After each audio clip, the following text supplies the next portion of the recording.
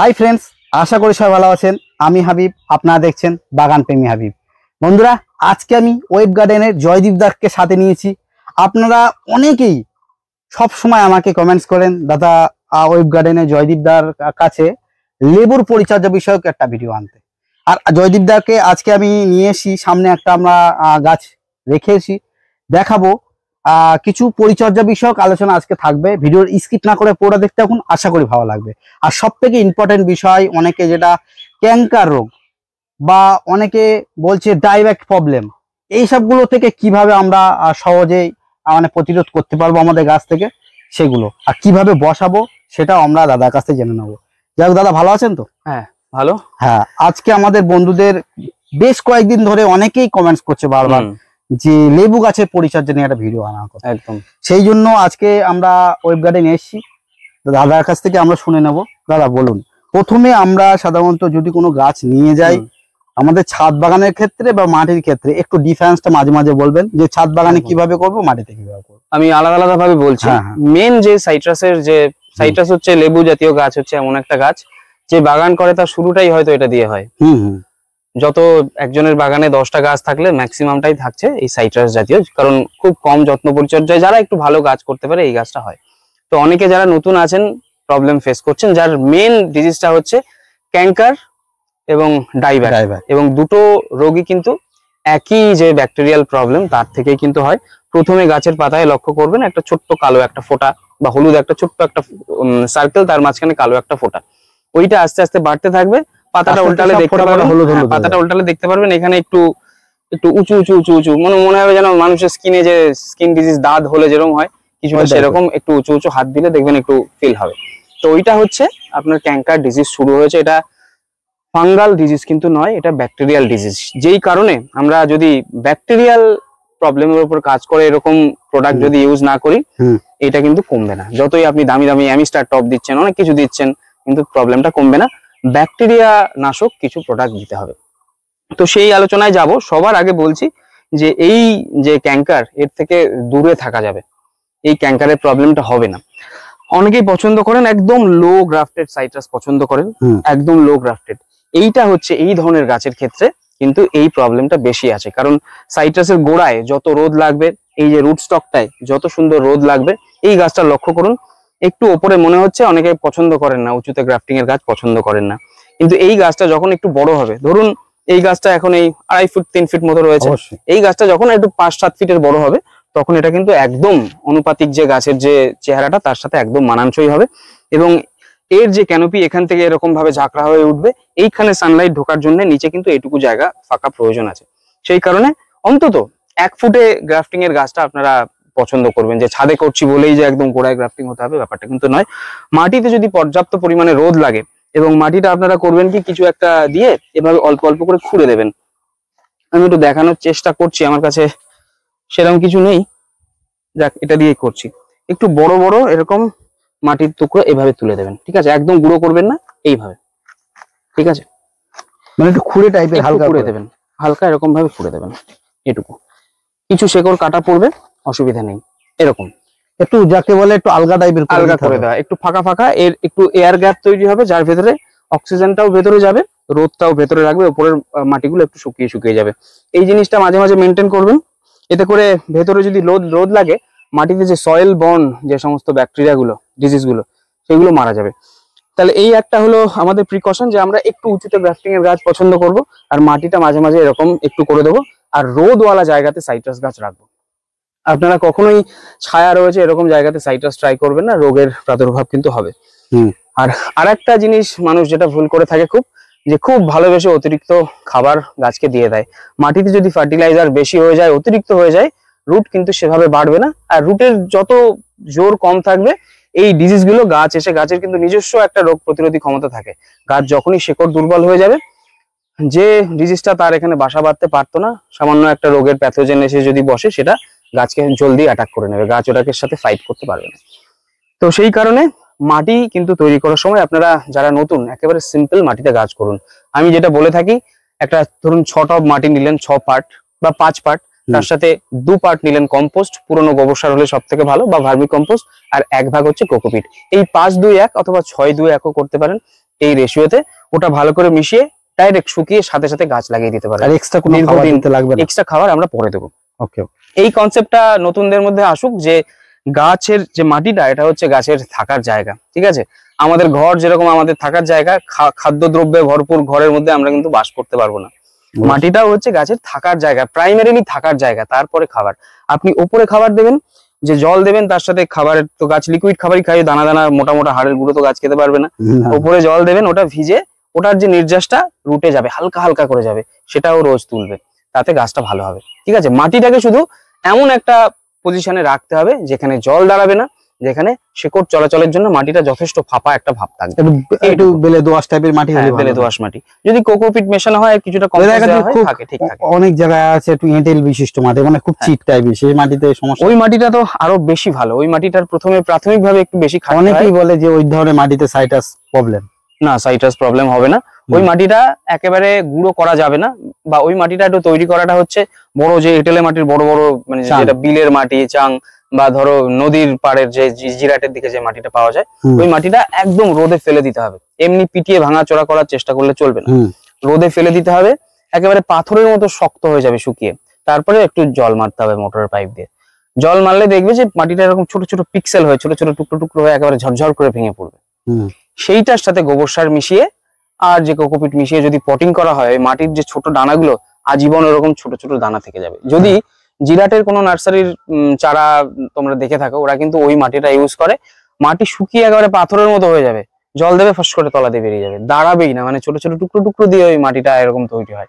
তো মোটা মাটি আপনারা এইভাবে করতে পারেন। মোটা মাটিতে কিন্তু প্রাণ শক্তি, জীবনী শক্তিটা অনেক বেশি থাকে, বেলে মাটিতে খাবার দাবার সেরকম কিছু থাকে। মোটামুটি এই ধরনের একটা গাছ প্রথম কেউ যদি নিয়ে যায়, কত ইঞ্চি টবে বসালে ভালো? এটা হচ্ছে সিজনের উপর ডিপেন্ড করে কোন সময় লাগানো হচ্ছে। ধরো একেবারে শীতের শেষেই কেউ একটা গাছ লাগালো, সেই গাছটা কিন্তু, লেবু গাছের মেন শত্রু হচ্ছে অতিরিক্ত জল ছোট গাছের ক্ষেত্রে। গাছের রুট সিস্টেম যদি পুরো জায়গাটা টপটাকে কভার করে নেয়, যত বড় বৃষ্টি হোক সে হ্যান্ডেল করে নেবে, কারণ ও জলটা ওখান থেকে টানবে, পাতা দিয়ে ছেড়ে দেবে। অন্তত কিছুটা জল রোদে শুকাবে আর কিছুটা জল পাতা দিয়ে টেনে বার করে দেবে, ঠিক আছে? কিন্তু যদি একটা ছোট্ট গাছ এত বড় একটা গামলার মধ্যে রয়েছে, ছোট্ট গাছ, ধরো একটু ছোট একটা লেবু গাছ একটা 10 ইঞ্চি 12 ইঞ্চিতে বসানো হয়েছে, সেটা আবার বসিয়েছে কাস্টমার এই ইয়ের সময়, বর্ষার সময়, ও কিন্তু ওই গাছটা, ওই জলটা একবার ভারী বৃষ্টি হবে, ও 10 দিন যতদিন না রোদে শুকাবে ও কিন্তু ওইভাবে থেকে যাবে, সেই গাছটা কিন্তু খারাপ হয়ে গেল ওই অবস্থায়। কিন্তু শিকড় প্রবলেম হতে পারে। হ্যাঁ, ওই শিকড় তো প্রবলেম হবে 100%, শিকড় খারাপ হয়ে সমস্যা হয়ে যাবে। তো ওই একই গাছ যদি শীতের পরে জানুয়ারি ফেব্রুয়ারিতে কেউ লাগায়, একেবারে 6-7 মাসের একটা টানা টাইম পেয়ে যাচ্ছে, গাছটা রুট ফুট ডেভেলপ করে বর্ষার আগে সে কিন্তু পুরো টবে রুট তার বিস্তার করে নিয়েছে, সে মোটামুটি যতটাই জল হোক হ্যান্ডেল করার তার ক্ষমতা চলে এসছে। তো বলবো যারা বর্ষায় গাছ লাগাতে পছন্দ করেন, প্রথমে ছোট মাপের ধরুন চারা, আমি এটা কিরকম একটা চারা দেখাই, এরকম একটা চারা ধরুন, এই মাপের একটা চারা আপনারা 6 ইঞ্চিতে রোপণ করুন। 6 ইঞ্চিতে রোপণ করে, বা 6 ইঞ্চি থেকে একটু, আমি তো মনে করি যে অন্তত 8 ইঞ্চি। আমি 6 ইঞ্চিটা কেন বলছি সেটা বলছি। 6 ইঞ্চিতে আপনারা যদি রোপণ করেন, এই গাছটা আপনারা আরামসে 3 থেকে 4 মাস রাখতে, গাছটা আপনার কাছে কি সুন্দর রুট বাউন্ড হয়ে একেবারে সেট হয়ে গেল। শীতের জাস্ট আগে আগে আপনি একটা বড় পট তাকে দিয়ে দিলেন, ঠিক আছে? তাতে করে হবে কি, গাছ ছোট টব থেকে বড় টবে দিলে ফুল ফল আসার আগামী সিজনে টেন্ডেন্সিটা অনেক বেশি থাকবে। আর প্রথম থেকে যদি বিশাল গ্রোথে থাকে না, আগামী সিজনে ফুল ফল আসার টেন্ডেন্সিটা কম থাকবে। আর এই যে 3-4 মাস পরে শীতের আগে আমরা যখন পটিং করে দেবো, তখন বড় গাছ তার সাফিসিয়েন্ট এনার্জি পেয়ে যাবে মাটি থেকে, এবং শীতের পরে যে ফল টল গুলো দাঁড়াবে সেগুলো ধরে রাখার মতো পর্যাপ্ত মাটিতে পর্যাপ্ত খাবার থেকে যাবে। তো এই সময় লাগাতে গেলে একটু বর্ষার মুখে লাগালে একটু ছোট টবে করা ভালো। বর্ষা পার হলেই আপনি আপনার সুবিধা মতো বড় পটে দিয়ে দিলেন। এই পটিংটা চলবে আগামী বছর শীতের আগে পর্যন্ত, বা শীত পার করেও চলতে পারে। যাই হোক, গাছ তো বসালাম ধরেন আমরা, কতদিন পর থেকে একটু আমরা একটু খাবার দিতে পারবো না, বা একটু ভারী টাইপের বলুন না, একটু খাবার দিতে পারবো? গাছ নিজেই সিগন্যাল দেবে। গাছ যখন এরকম গ্রোথ শুরু হয়ে যাবে, দেখবে 3টে তোমাকে গাছ লাগানোর পর 2-3বার ফ্ল্যাশ মেরেছে, গ্রোথ শুরু হয়েছে, মোটামুটি বুঝতে পারবে যে গাছ একটা গ্রোথের দিকে গেছে। তখন প্রয়োজন অনুযায়ী অল্প অল্প খাবার শুরু করতে হবে। আর সেটা কি ধরনের? প্রাথমিক পর্যায়ে হচ্ছে রুটটা একটু বাড়ানোর দিকে আমাদের নজর দিতে হবে। তার জন্য রাসায়নিক যদি কেউ প্রয়োগ করতে চায়, সব থেকে সেফ এবং ভালো কাজ করা হচ্ছে ফসফেট। ফসফেটের একটা দানাদার ফর্ম পাওয়া যায়, দানা দানা পাউডার ফসফেট আমরা দেখেছি, সিঙ্গেল সুপার ফসফেট।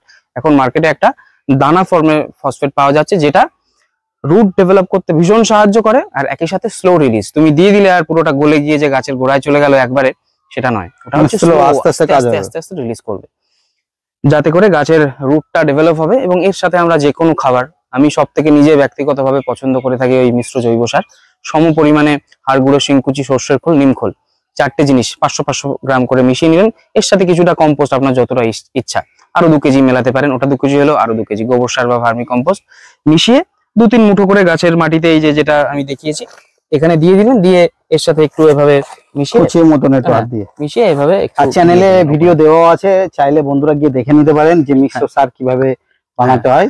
আর একটু এবারে বলুন যে কিছু ধরেন কারো গাছে অলরেডি ডাইব্যাক শুরু হয়েছে, ধরেন এই দুটো ডাল ডাইব্যাক হয়ে গেছে, এগুলো ভালো আছে, একটু আটকানোর জন্য আমাদের কি একেবারে যাদের এসে গেছে বেশি পরিমাণে ডাইব্যাক যদি এসে যায়, সেই গাছটাকে বাঁচাতে গেলে অনেক তার পেছনে পরিশ্রম করতে হয়। আপনারা ক্যাঙ্কার স্টেজেই এটাকে কন্ট্রোল করবেন। যখন গাছে দেখবেন ক্যাঙ্কার হচ্ছে, হলুদ হলুদ ছোপ এসছে, তখন থেকেই ট্রিটমেন্ট শুরু করতে হবে। গোড়াটা ওইভাবে খুঁড়ে দিয়ে রোদ আলো লাগার ব্যবস্থা করতে হবে। অতিরিক্ত ডাল যেটা রোদ প্রবেশ করতে বাধা দিচ্ছে, সেটাকে কেটে বাদ দিতে হবে। আর সব থেকে ভালো মার্কেটে ক্যাঙ্কারের প্রতিরোধী যে প্রোডাক্ট রয়েছে সেটা হচ্ছে কোসাইড 2000 বলে একটা প্রোডাক্ট পাওয়া যায়, যেটা কিন্তু যেটা আমি কোসাইডের ব্যাপারে জানতে চাই একটু, ওটা তো কিছুটা বলে ফাঙ্গিসাইড টাইপের, তো কোসাইড ফাঙ্গিসাইড এবং ব্যাকটেরিওসাইড একই সাথে, ব্যাকটেরিয়া কাজ করবে। এটা হচ্ছে কপার হাইড্রোক্সাইড হচ্ছে এর কম্পোজিশন। এর আগে আমরা কপার অক্সিক্লোরাইড দেখেছি, টাটার যে ব্লাইটক্স প্রোডাক্টটা রয়েছে, সেটা লিটারে 4 গ্রাম করে ডোজ, সেটাও আপনারা দিতে পারেন। তবে খুব ভালো কাজ করে হচ্ছে কোসাইড, ডাবল অ্যাকশন, ডোজটা হাফ। ওটা মোটামুটি মার্কেটে লুজও কিনতে পাওয়া যায় 180 টাকা থেকে 220 টাকা, এই রেঞ্জে ওর 100 গ্রামের দাম পড়ে। লিটারে 2 গ্রাম ডোজ। আর এটা কিন্তু যেরকম আমরা অ্যান্টিবায়োটিক খাই, তার একটা কোর্স আছে, সেটা কমপ্লিট করতে হয়, ঠিক আছে?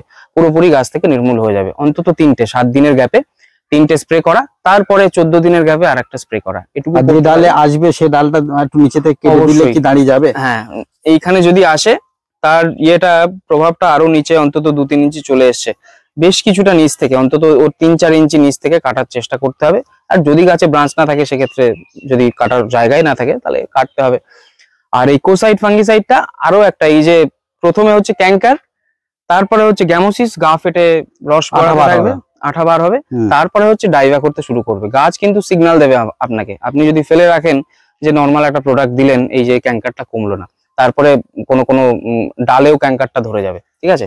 এই ডালেও এরকম ছোট ছোট যে হাজা টাইপের মতো জিনিসটা উঁচু উঁচু তৈরি হবে, তারপরে কিন্তু ডাইভ্যাক শুরু হবে। আর এই প্রবলেমটা দেখেছি যে যদি একটা বাগানে একটা দুটো গাছে ধরে, প্রচন্ড ছোঁয়া আছে, আস্তে আস্তে তাড়াতাড়ি ছড়িয়ে যাবে সব, প্রচন্ড ছোঁয়া আছে। এবং কিছু কিছু জাতও আছে যাদের রোগ প্রতিরোধ ক্ষমতা একটু কম বেশি এরকম কিন্তু রয়েছে, যেরকম কারা নেভালোরেন, যেটা ওটাতে ক্যাঙ্কার এর প্রবণতাটা খুব আসে, খুব ক্যাঙ্কার ধরে।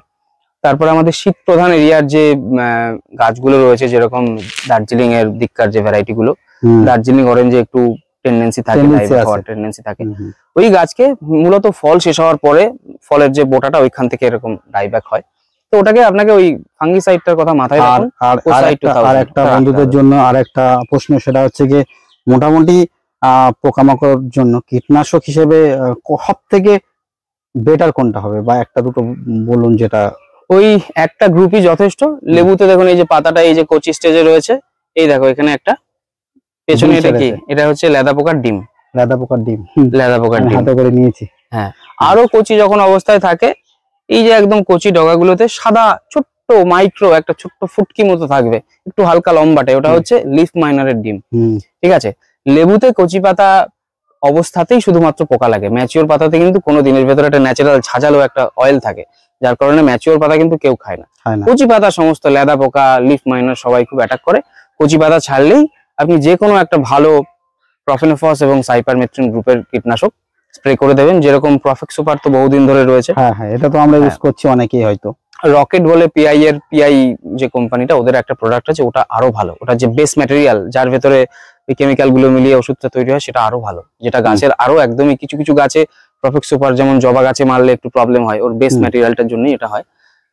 তো রকেটটা আপনারা ইউজ করতে পারেন লেবু গাছের জন্য, প্রফেক্স সুপার ইউজ করতে পারেন। প্রফেক্স সুপার আমি একটা জিনিস যেটা দেখেছি আমার ক্ষেত্রে, আমি বলছি বন্ধুদের, অতিরিক্ত অতিরিক্ত গরম যখন থাকবে, যেন সেই টাইমটা আমি দেখেছি দিলে কিন্তু কচি পাতা পুড়ে যাওয়ার আশঙ্কা থাকে।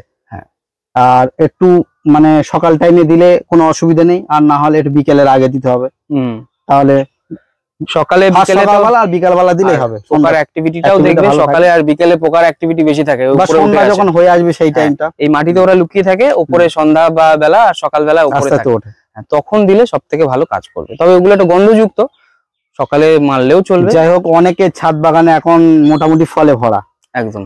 মোটামুটি এরপরে তো আমাদের সামনে তো আবার নতুন ফুলের সিজন আসছে, সেক্ষেত্রে অনেকে আছে গাছে ফল নেই, ফল ধরিনি এবারে, সামনে বছর জন্য প্রস্তুতি নিচ্ছে, তাদের জন্য কাটিং বা প্রুনিং করার একটু প্রসেস বলে দেন। অনেকেই চায় যে গাছ বড় হয়ে যাচ্ছে, কিছু ডাল একটু প্রুনিং করবো বা একটু ছাঁটবো, সেক্ষেত্রে কোন টাইমটা বেস্ট হবে? বর্ষাকালে লেবু গাছে যদি হার্ড প্রুনিং করা হয় তাহলে কিন্তু বিপদ, অনেক সময় ছালটা বুঝতে সমস্যা হয়ে যায়। শেপ দেওয়ার জন্য ধরুন এই গাছটা বুশি করবেন, এই ছোট ছোট ডালগুলো যদি কেটে দেন গাছটা ম্যানেজ করে নিতে পারবে গাছের। সেটা কি এই সময় করা যাবে নাকি এখনো টাইম? এরকম ছোট ছোট পেন্সিল থিকনেস বা যেরকম পেনের এই ধরনের যে এটা এখন করা যেতে পারে, কারণ এখন খুব হাই গ্রোথের সময়।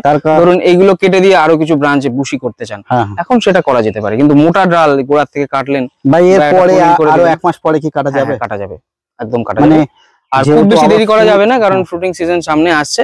এই মোটামুটি সেপ্টেম্বর মাস, আগস্টের মধ্যে করে ফেলতে পারলেই ভালো।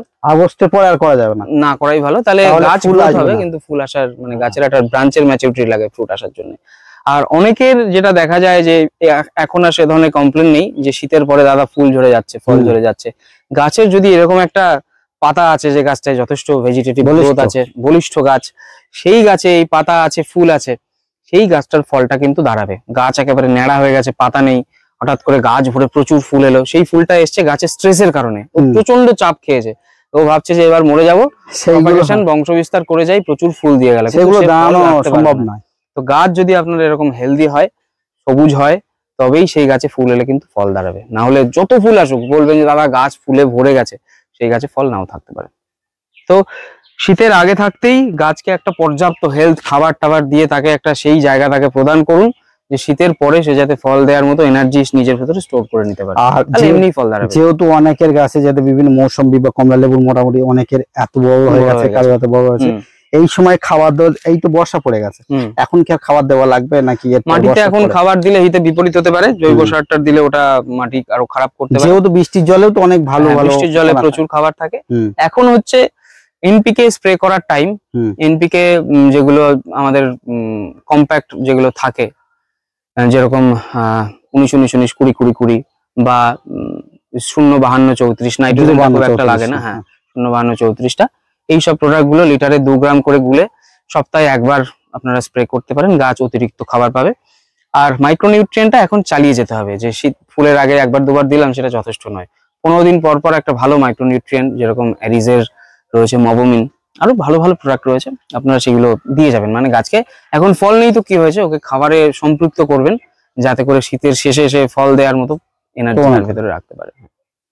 আজকে এইটুকু। আর বন্ধুদের আরো কিছু জানতে হলে কমেন্ট করবেন আপনারা, আর কমেন্টে আমার যতটা জানা থাকবে আমি বলার চেষ্টা করব। আর আজকের এই ছোট্ট একটা ভিডিও আপনাদের কেমন লাগলো? আপনাদের অনেকেরই প্রশ্ন ছিল আমার কাছে, এখানে আসি টাইমের হয়তো টাইম হয়ে ওঠে না, আজকে দাদাকে বললাম, দাদা বলে অবশ্যই আমাদের বন্ধুদের জানানো যাবে বিষয়টা, সেই জন্য আপনাদের সামনে আজকে ভিডিওটা নিয়ে আসলাম। কেমন লাগলো আজকে? যদি ভালো লাগে আপনাদের একটু লাইক করবেন, আর যারা যারা চ্যানেলে নতুন আছেন চ্যানেলটি সাবস্ক্রাইব করে নিন, তাহলে এই ধরনের আমরা বিভিন্ন নার্সারি ভিজিট বা বিভিন্ন পরিচর্যা বিষয়ক ভিডিও যখনই আনবো আপনাদের কাছে নোটিফিকেশন চলে যাবে। যাই হোক, ভালো থাকবেন সবাই, দেখা হবে নেক্সট কোনো ভিডিওয়। Tata, bye bye.